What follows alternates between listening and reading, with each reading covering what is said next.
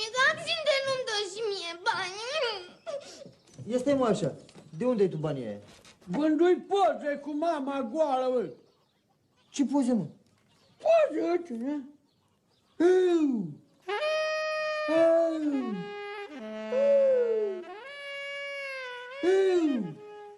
Ia vino, Leana, încoa. De când faci, fă, poze goală, a? Nu le fac eu, Costel. Și ăștia ce sunt? Ia să-ți o explicație. Zii! Le făcui îmbrăcată, dar a fost lumina puternică și mi se voalară hainele. Merge? Mai caută până caut eu niște pungi să te tranșezi. Atât. Ți-a dus să-i pungi, bă.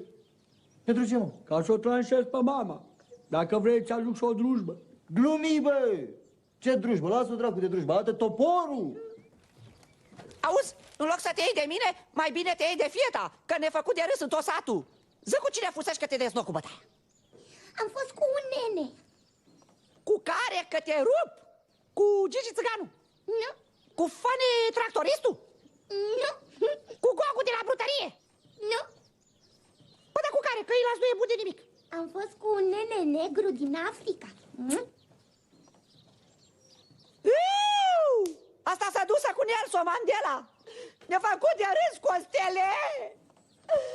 Ce copii idioți avem, măi!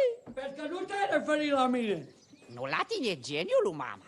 Că tu faci numai fapte bune, tâmpitul, dracu. Tu ce nu mă faci pe mine tâmpit, da?